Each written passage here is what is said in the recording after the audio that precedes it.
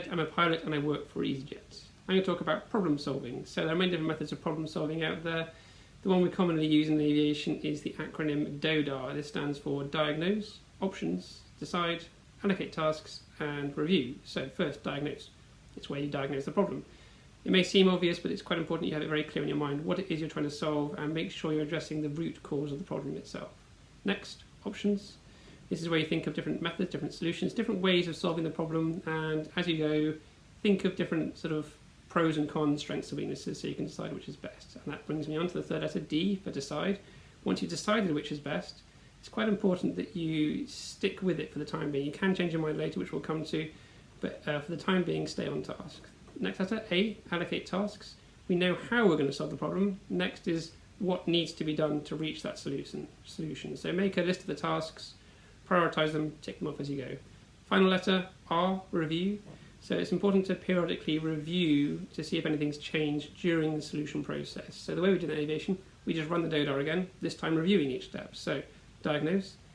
Has the problem you're attempting to solve changed? Options. Have you thought of any better solutions? Decide. Now this is the point where you think, has the solution I chose earlier worked? Is it working, or is it time to change my mind? If you do change your mind, update the task to match. That's DODAR. Hope it helps. Hello, my name is Terry and I'm an aeronautical engineer. I'm going to be talking about the really important skill of problem solving. Now, whether it's school or home or at work, we're all solving problems, however big or small, every single day. So an example from school. How do I get an extra 10% in my exam results? At home, how do I watch my favourite TV programme and finish my homework this evening? Or at work, how do I deliver a particularly important package to a customer when a vital piece of equipment is broken?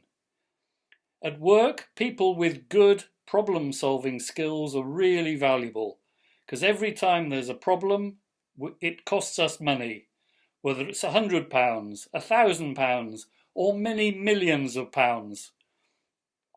In my job, I can solve problems on my own, but very often I'm having to collaborate with my team members to find a solution between us. Here are some ideas for how you can get practice of solving problems. You can try new hobbies, sports, and develop new interests, and that will help you understand solving new problems. Another idea is to offer your family and friends help when they're solving their problems. Thank you and good luck. Hello, my name is Charlene and I'm a senior engineering geologist at an engineering firm called ARUP. For me, the most important skill is problem solving, because for most construction projects, the ground is a sometimes unpredictable problem, and my job as a geologist is to make sense of it and advise the engineers on the numbers to plug into our computer models.